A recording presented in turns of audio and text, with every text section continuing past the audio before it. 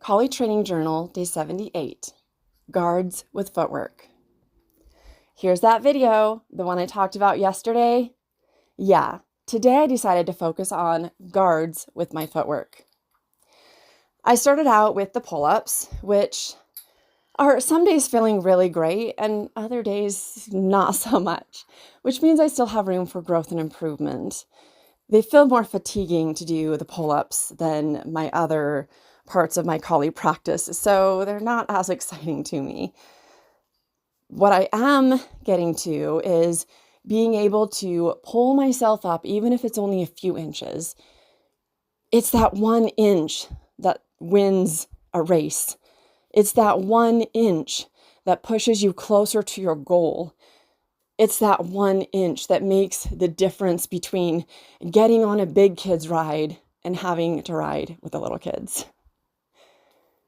I will continue to practice the pull-ups, even though they're not fun for me. And I definitely don't look forward to them.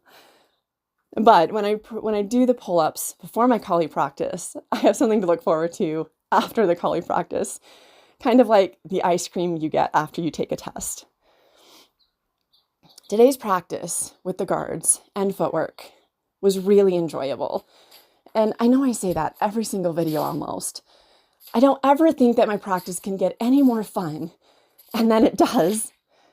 Today was definitely one of those days.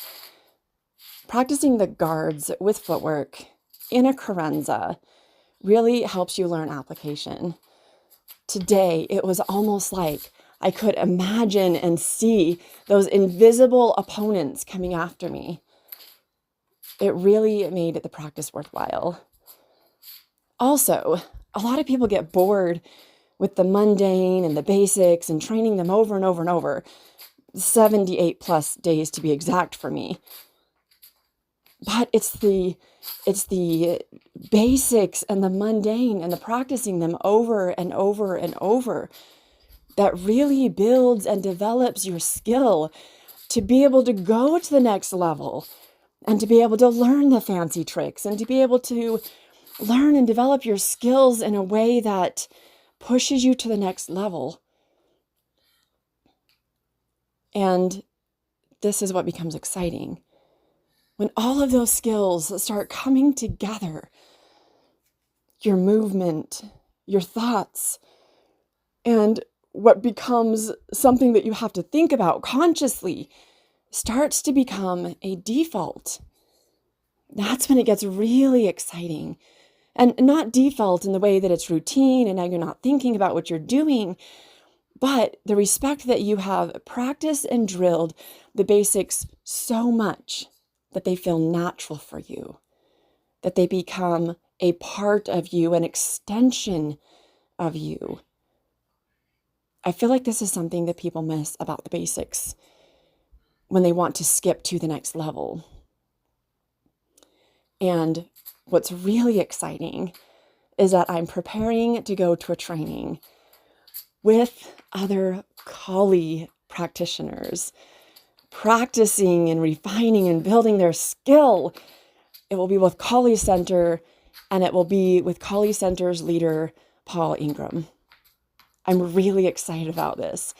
I'm excited to learn where I'm still falling short, which seems backwards, but when you can learn where your weaknesses are, then you can learn where you need to grow and strengthen and improve.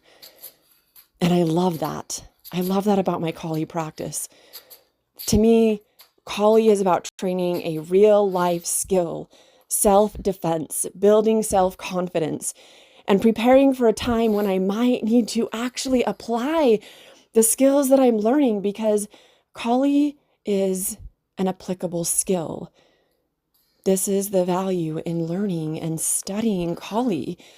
It really is a skill that you can take and use in a real scenario and situation if you had to, if you were required to. You should not seek out a fight, but if you needed to, you'd have this skill. Thank you so much for watching. We'll see you tomorrow.